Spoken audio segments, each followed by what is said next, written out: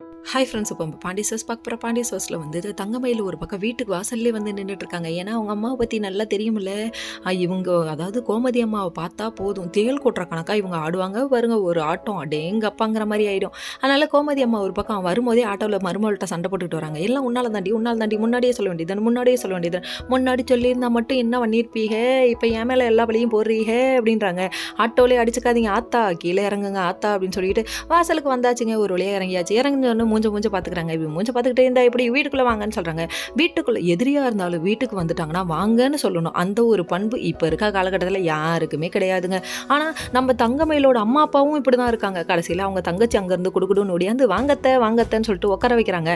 நிறைய வாங்கத்தன்னு குப்புறியம்மா நீ நல்லா இருக்கணுமான்னு சொல்லிட்டு ஆசீர்வாதத்தை போட்டு விட பழம் ஸ்நாக்ஸ் எல்லாத்தையும் அவங்க கையில் கொடுத்து இதெல்லாம் நீங்கள் சாப்பிட்ருங்கம்மா அப்படின்னு சொல்கிறாங்க. சரிங்கன்னு சொல்லிட்டு இவங்க வாங்கி வைக்க எப்படி இருக்க தங்கமயிலுன்னு சொல்லி பேசிகிட்டு இருக்கும் போதே குத்தி காமிக்கிறாங்களாம். எப்படி இருப்பா, உங்க போல தான் கை விட்டுட்டு இன்னொரு பொண்ணோட ஊர் சுற்றுறானே, இதை கொண்டு போய் நாங்கள் ஜெயிலில் சொல்கிறோம், கோர்ட்டில் சொல்கிறோம்னு சொல்லிட்டு உங்களை மறுபடியும் ஜெயிலில் உட்கார வைக்கிறோன்னு ரொம்ப பேசுது. ஆக மொத்தத்தில் உன் பொண்ணை நீ வாழ விட மாட்டல்ல, உன் வாய் தான் அதை தாய் கிழவி, உன் வாய் தான் எல்லாத்துக்கும் சூனியம் அப்படிங்கிற மாதிரி ஆயிடுச்சு. இப்போயாவது திருந்துங்களேண்டான்னா திருந்த மாட்டேங்கிறாங்கங்க. கடைசியில் பார்த்தா சவுண்டு சரோஜா சாமானிக்காலுங்கிற ரேஞ்சுக்கு கத்துன்னு கத்துது. சண்டை பெருசாயிடுச்சுங்க. என்ன பண்ணுறதுனே தெரியல. அதுக்கப்புறம் நான் வந்து தங்கமயில்கிட்ட தான் பேச வந்தேன்னு அங்கே பேச, இங்கே ஒரு பக்கம் வாக்குறுதி அங்கே ஒரு பக்கம் வாக்குறுதின்னு எல்லாரும் வாக்கா கொடுக்குறாங்க. Okay friends.